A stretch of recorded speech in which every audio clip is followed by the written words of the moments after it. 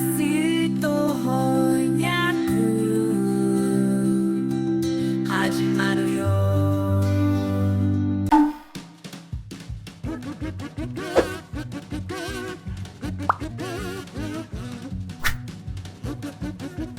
皆さんこんにちは、ハナです。今日メダリスト第15話を見ています。2週間後に大会に出場します。怖くて緊張していますが、同時にワクワクしています。皆さん見てくれてありがとうございます。I did want to answer a question that I got in the comments last week. I'm actually going to start trying to read comments a little bit more, so I might be responding a bit more. But this one I actually wanted to answer in the video because I thought it was a good question. And the question was, is the pole harness that they use in the opening something that actually gets used in skating? And I can say, yes. I myself, I don't think I've ever actually been put in a pole harness. I've been in many a harness that's connected to the ceiling, and what the regular harness does, it's for when you're first learning a jump, the coach can literally like pull on it and help you like get air time and literally like keep you from falling. A pole harness is for when you are closer to landing the jump because it's completely something that a coach has to hold on to, so many times they won't actually be able to keep you from falling like the harness that's attached to the ceiling does, because it doesn't have the same like big, they can just like yank on it and keep you upright. The pole harness does not allow for that, so you actually see some like super high level skaters do pole harness. There's actually a video, I'll put it in the description, it's an interview that they did with Alyssa Liu, and there's actually some shots of her in the pole harness working on a triple axel. So it is a very common thing to be used. The pole harness, even though it doesn't keep you from falling, it does give you this feeling of safety, and it can help you fall lighter so that it's not as hard when you're working on that jump. Again, you'll start with the harness that is attached to the ceiling because that one is going to keep you from falling, because the coach is not like reliant on their own strength to hold you up. Since it's connected to the ceiling, it just does that. The pole harness is for when you're getting much closer and you need to learn to fall, but you still are getting some guidance with the pole harness. But it is a very real training tool that you see every single day, especially on high level freestyles. Guru guru Danish. Danish. Umai, oishi. Wow, okay. Look at me. I can read things. Okay, here we go. Half-eaten food. He's like, here. Another tsukasa. Lots of interesting characters here. Skating first sucks. I don't want to sound like a broken record, but skating first sucks. Okay, so some of you called out, it does look like a rose. That's cool. That's very cool. Okay. Watashi no kado. My card? My cards? My cards. Interesting.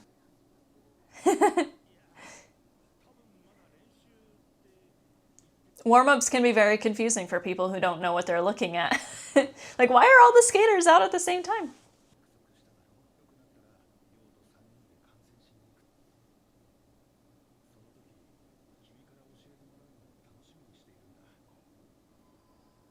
Rude.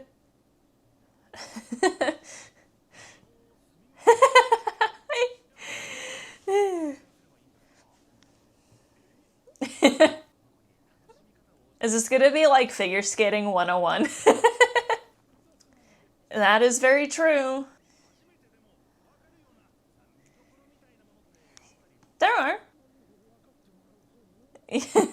He's not wrong, because there's literally been times where I've had like parents of skaters that I coached that were like, please explain to me what the difference between a flip and a toe loop is. And I'm like, how do I describe this in a way that would make sense to someone who doesn't know other rules of skating? It is one of those things where it's, unless like you invest your time and money and like you are the fan of skating, the biggest fan of skating, and that's all you pay attention to, it's very hard to explain the rules, because in order to explain the rules, you have to know other rules. You have to know the difference between an inside and an outside edge in order to be able to tell the different jumps apart. And sometimes, like, some people don't understand the difference between an inside and an outside edge unless they get on the ice and feel it for themselves. You can describe all you want about how an inside edge is when you lean to the inside of your skate, and an outside edge is when you lean to the outside of your skate. In theory, that makes sense, but the difference between a flip and a Lutz is just that edge, but it's hard to just see the difference if you don't know like how it feels, if that makes any sense. So it's funny that he's like freaking out because it's really hard to describe the rules of figure skating to someone who doesn't know it at all, because you just don't know where to start if they don't skate themselves. It's easy to explain it to someone who's learning how to skate because you have to teach them the rules, but someone who's just like trying to watch for fun, you can get a lot of it, but there is some stuff that's really just hard to explain without putting you out on the ice and showing you. I'm not saying it's impossible, but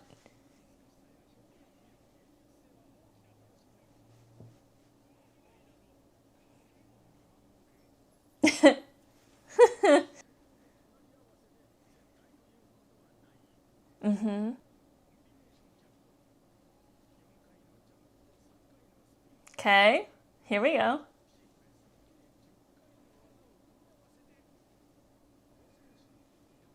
Yep. I like how he explained you want to turn all 10 of those elements into one step sequence, because that's the point. You have these 10 elements and they're all scored separately, but you want to make them as cohesive as possible so that it's like all one big step sequence. You will get more points that way. That's a really great way to describe it. See, I'm not a storyteller.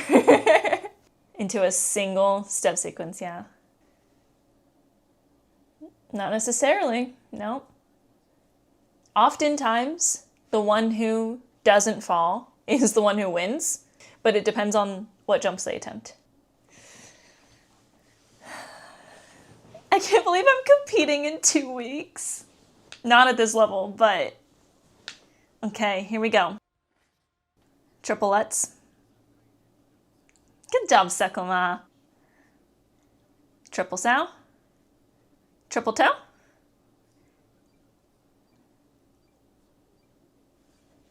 He did it in order from most difficult to least difficult. Axel, Lutz, flip, loop, sow cow, toe loop. So I would usually, and I'm getting really in the nitty gritty here as I normally do, if I were explaining to someone who didn't know skating, I would go from easiest to most difficult. I don't know if there's really a right or wrong answer, but normally I would go like, well, he said in order of highest scores it goes. So Axel is the most difficult because there's an extra half rotation, then Lutz because of that darn outside edge. I am a chronic flutzer and it's really annoying. Then flip, then loop, then sow cow, then toe loop. I wonder, it's interesting that they capitalized Axel, Lutz, and sow cow, and I think that's because those are the 3 that are named after a person, and then flip, loop, and toe loop aren't. Interesting.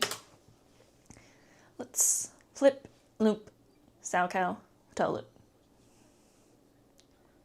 Yep. High risk, high reward. Yep. He's doing so good! Oh, he also, okay.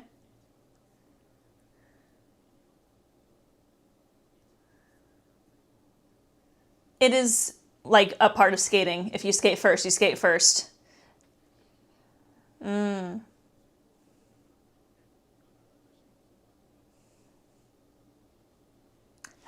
I might have to break this part down in a whole separate video because he's doing a very good job at it.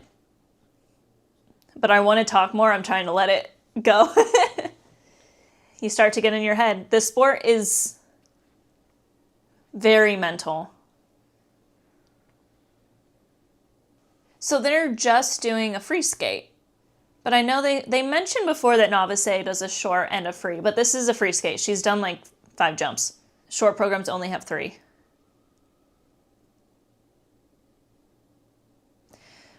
So I'm considering making a whole separate video to break down what he said, but everything was perfect, the way he talked about it. Again, it just makes me so thankful we have a show like this, because this is the first show I've ever seen that not only gets the details right, that it's like they know the inside of a skater's mind and what happens. When you compete and you go out and you land the most difficult jump, like a good example of this would be someone like Amber Glenn.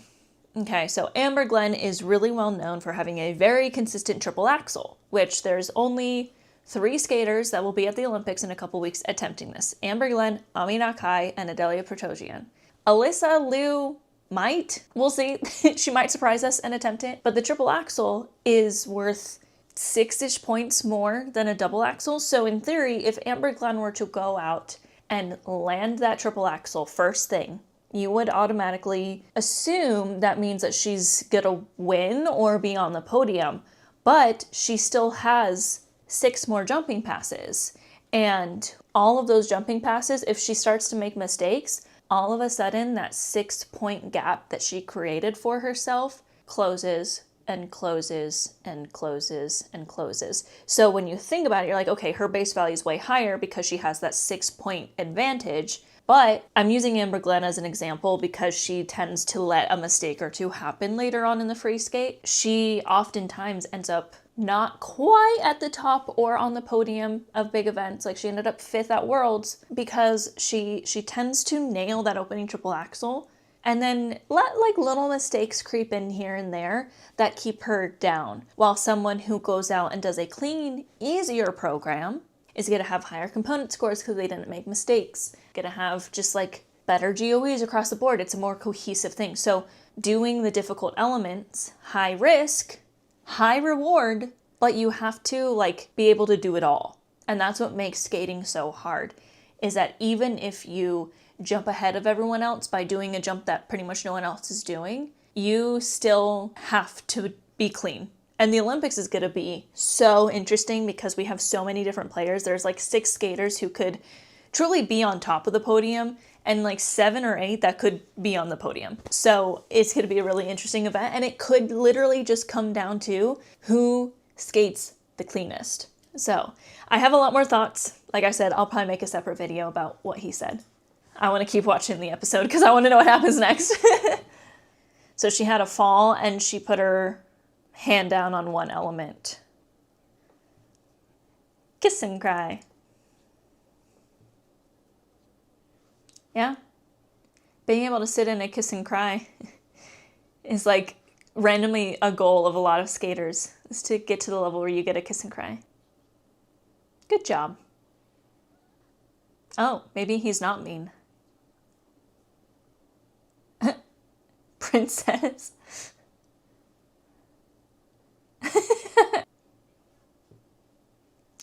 Hikaru got 98, I believe. 70 is a decent score still at their level. Oh,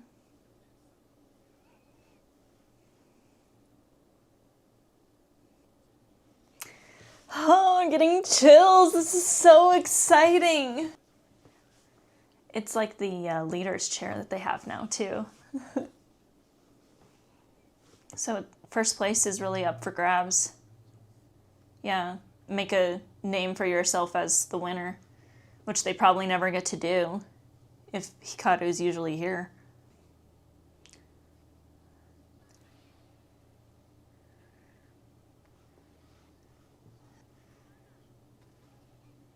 That was the girl who was always, oh.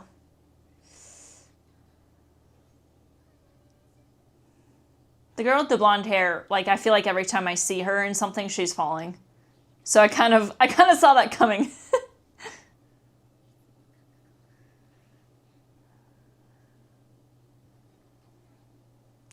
Some of those points you can't get back. You just have that mistake now. I was wondering how they were gonna do this with like all the skaters, because I think there's what, 16 skaters or something? I was like, this is gonna take a while to get through all of them. I can definitely tell. I was told that it is the composer for My Hero. I can hear it a lot more this season. It has the same vibes. Even like all the spins are so perfectly done with the correct positions to get levels. So they all fell like once, I think. It is Yeah. Like I was kind of mentioning, the sport is so freaking mental because you're out there on your own. Your coach is at the boards, but they can't do anything for you. They can't stop you. You can't take a timeout. You have your 3 minutes and there's no going back on those mistakes. And for a lot of skaters, because it's so mental, and I mean like, obviously there's a lot of physical aspect. You have to be physically trained for this, but mental, I would say, is over 50% of being able to be a good competitor. If you can handle the mental stress of competitions, you will be a much better skater over someone who's like maybe a better skater than you, but can't handle the stress, right? When you fall, just in general, but especially on the opening jump, you are now like automatically doing the math of what you've lost, especially if the opening jump is a planned combo, which many times it is, because I think he also said this earlier, you want to do the more difficult elements first, usually because you want to do it when you're least tired. Less tired you are, the more likely you are to land the difficult jumps. The more tired you are, the less likely you are to land those difficult jumps. That's just how it works. It's how our bodies work. So some skaters do put difficult jumps after the halfway mark to get more points because they train in a way that like their stamina is just that good. But most people are going to put the most difficult ones, especially in the free skate, because in these skaters, they fell on their first jump. If it was a planned combo, because that was their very first jump, they can put that combo somewhere else, barring crazy rules that it seems that these skaters do have. So it's very mental. You're doing math on where you can put the combo if it's a combo that you missed. And you're also just like thinking about the fact that you made a mistake, and that can start to seep in. And it can either turn a skater into like they nail everything else from there on out, or it could be a skater that shuts down afterwards. So you have to have the mental fortitude to just leave it in the past and keep going. And that can be very, very difficult because the moment you make a mistake, especially when it's first, you are overthinking everything. You know you cannot make another mistake. Yeah, that's really difficult. You've got to know the rules backwards and forwards and be able to change things on the fly if things happen. Many coaches have a plan. Oof. Last competition we saw her, they are literally, oh my god.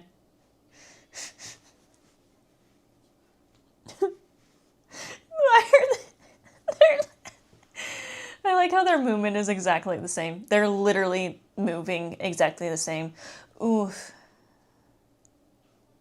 Yikes. Oh. It's so, the way you qualify for things in skating is so tough too, because so many other sports you qualify by like points you get for everything, every game you play, every competition you do, you just gain more and more points. And like in some situations that's kind of the case. For an Olympic team, they do pay attention to what you've done that season, and usually the better season you've had, even if you have a bad nationals, you might still go. But in these cases where it's these lower levels, it's the same here. You compete in sectionals. Your entire season and your possible dreams are crushed just because you maybe had one iffy competition, or, you know, it's cutthroat, and it's so tough because it's just, there really is just no room for error in this sport, but there always is error because it's such a difficult thing to be able to do. We are having to sprint for 3 minutes straight while doing jumps and spins, and also have to make it look pretty. You get more points the prettier it looks. There is nothing that compares to how mentally and physically demanding this sport is. And we're seeing it firsthand with the show. They're capturing this so well. You go to these events with these dreams of going to nationals, of going to the Olympics, and there's always next year, especially for these skaters who are in novice A, so they're like 10, 11, 12, right? But you feel this like, I have to do this now. I want to do this now. And all it takes is one bad skate out of 10 good ones. But if the bad one is at the qualifying event, then you don't go anywhere. And it's so cutthroat because you see, I remember when I was competing 10 years ago, there was one skater, she was just like the skater of the level I was in. Like, everyone thought she was going to go on to nationals, win the entire thing. She was a hard worker. She had her triples. Like, she was so good. But at regionals, which was at the time you went to regionals and then you went to sectionals and then you went to nationals. This is like, if they finish top 5 here, they go to nationals, and regionals isn't a thing here anymore. You go straight to sectionals. She fell apart at regionals and did not even qualify for sectionals. And I don't think she ever got to nationals again. I think that was like the start of the end of her career, because it's so demanding on your psyche when stuff like that happens, when you're doing so well. But at these levels, there's no body of work. It's what you can do on the day. She probably doesn't have, she doesn't get to train enough.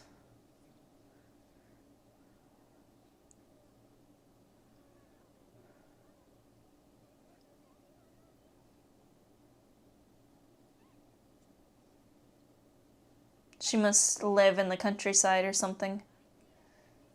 And that is a very real thing too.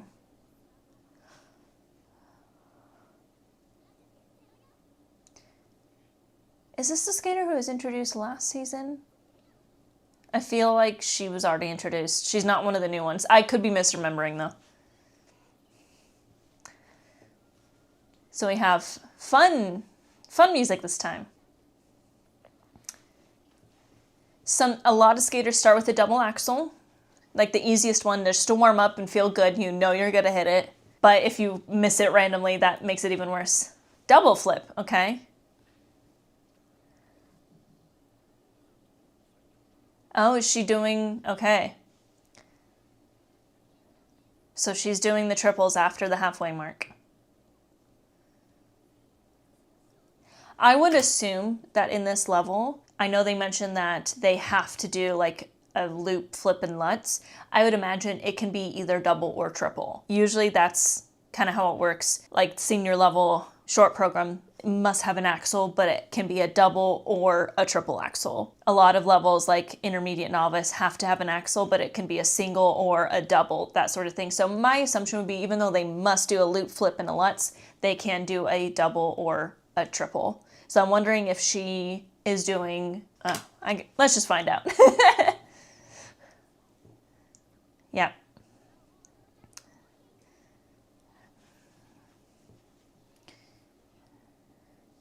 It's a strategy. High reward if done well, but even bigger risk. It's a very tough strategy. You have to be in top form. I have my 2 easiest jumps. Well, not 2 easiest, but my most difficult jumps are at the very beginning of my program. I just get them out of the way. All right, triple loop with her hand down. Okay.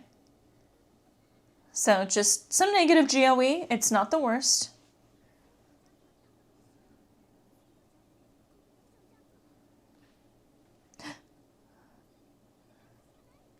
This is not the kind of event I'd want to watch. I hate to see so many skaters make mistakes like this. Yeah, that's the risk. She's already lost a crap ton of points though, so. Triplets, double axel, nice, okay. Does she have one more jump so she can?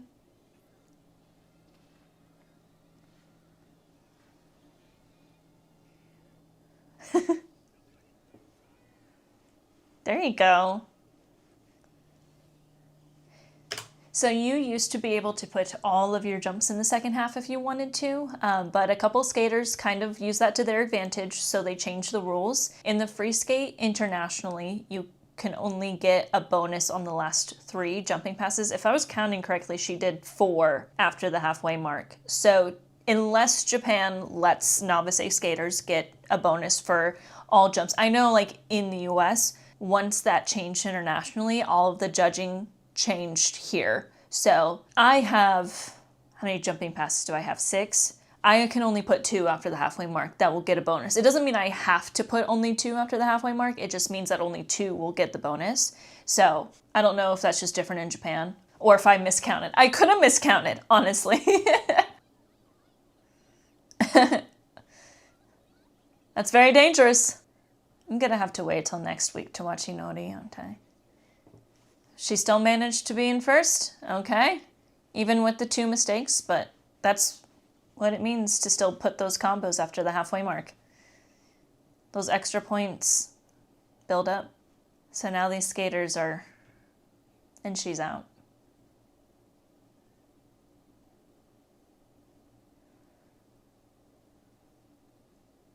Is he giving flowers to every skater or just every skater from their rink? I feel like that's a plot point that seems to be important. I knew it. I knew I had to wait till who knows how long before Inori skates. I have a feeling it's going to take a while because I think this whole entire season is going to be mostly following that.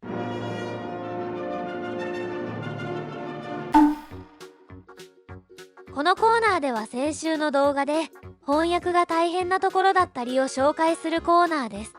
はい、先週大変だったところですけど、それはもう相変わらず調べ物ですよ。例えばオープニングの映像を見ているところで、こんなことを言っていましたよね。Pole harness? 私が最初、これを聞いたときは、オープニングにポール・ハーネスさんという人が出たの。いや、これはポール・ハーネスっていう技の名前かとか思っちゃいました。相変わらず知識がないのでやっぱり調べるしかありません。今回の動画でもおそらくそういう話が出てると思うのですが、ポール・ハーネスは練習の時に使う道具のようです。前回も言いましたが、こういう情報はあんまり日本語の情報がネットに落ちていません。なのでこれがポール・ハーネスと日本でも言うのかどうかよくわかっていません。調べたらいろんなハーネスがあるらしく、ポール型のハーネスとかなんかそういう日本語で翻訳しているセカストが目に浮かびます。というわけでそこら辺の情報を有識者の皆さんよかったら教えていただければ幸いです。はい、次のポイントを紹介しましょう。 Those are... the details in this show! That's a real protocol right there. That's what our protocols look like. I love the details. はい、花さんがテンション上がってるシーンですね。アニメに出てくるプロトコルというのが本物そっくりで、それでテンションが上がっているみたいです。ちなみに調べてみたんですが、本物のプロトコルはこんな感じらしいです。司先生も似たようなものを本編で見ながら、プログラム構成をどうしようか頭を抱えていましたね。確かに調べてみたらそっくりでした。ちなみにこれは日本語でもプロトコルというらしいです。英語では条約議定書、協約、協定、議定書という意味らしいですね。要するに、その選手の詳細なスコアだと思ってください。さて、話を翻訳の方に戻します。ここでディテールと言っていましたね。この英単語自体はさほどマニアックでもないので、知っている人も多いと思います。要するに詳細という意味の単語です。日本語でもカタカナでディテールって言いますよね。つまり細かなところまで描かれているということですが、ここは先ほど紹介したプロトコルの見た目の再現が高いということですので、忠実に再現という表現を入れることにしました。ここはただ単に司先生が何かの書類を見ているシーンですので、フィギュアスケートに詳しくない人だと普通にスルーしちゃうシーンでしたね。こういう動画に出会わないと、そもそもプロトコルというものの存在すら知る機会がなかったでしょう。感慨深いものです。さて、次に参りましょう。When I was competing 10 years ago, we had regionals, which was, I think there were like nine regions where everyone from that area competed, and top 4 went to sectionals. There were only 3 sections, and then top 4 from each section went to nationals, which in this case is all Japan. はい、ナショナルズという単語ですが、これは辞書を引けば国の国家のというような意味ですね。ただ、皆さんここで注意してほしいのが、複数形の S が最後についていますよね。なので、これは名詞として使われていることがわかります。これは文脈でこの単語の意味を判断することになるわけですが、ここは大会のことを説明している場面ですので、このナショナルズは全国大会という意味だと判断します。ただ、ここで全国大会と安易に翻訳はできません。というのも、フィギュアスケートにはちゃんとした全国大会の名称がありますね。そして加えて、花さんはアメリカの大会制度について、ここでは話しています。なので、ここのナショナルズは全米選手権のことを指していると判断します。これは本人も動画内で言っていますが、日本でナショナルズというと、今度は全日本選手権のことになりますね。ただ、一応言うとこれは略した大会名になっていますね。全日本選手権は正式名称を全日本フィギュアスケート選手権、そして全米選手権は全米フィギュアスケート選手権と、少なくとも日本語ではそう呼ぶらしいです。もっと略すと全米大会とか、全日本とか言うらしいですね。ちなみに、似たような英語の使い方でリージョナルズがあります。これは地域大会のこと。そして、厄介なのがセクショナズです。これは日本でいうところのブロック大会のこと。なので、翻訳もブロック大会としていますが、厳密に言えばセクション大会と言った方がいいかもしれません。動画内でも説明がありましたが、アメリカのブロック大会は3つ。イースタン、ミッドウェスタン、パシフィックコースト。この3つに分かれて、ブロック大会が行われます。アメリカってめちゃくちゃでかい国なので、移動だけでも相当大変そうですね。一方日本では、ブロック大会は6つあるそうです。東北、北海道ブロック東北、北海道選手権。関東ブロック関東選手権、東京ブロック東京選手権、中部ブロック中部選手権、近畿ブロック近畿選手権、中四国、九州ブロック中四国九州選手権。この6つに分かれているのだとか。いのりちゃんたちもこのどれかの大会に出場しているということですね。というわけでまとめると、リージョナルズが地域大会、セクショナルズがブロック大会、そしてナショナルズが全米選手権、または全日本選手権を指す、ということですね。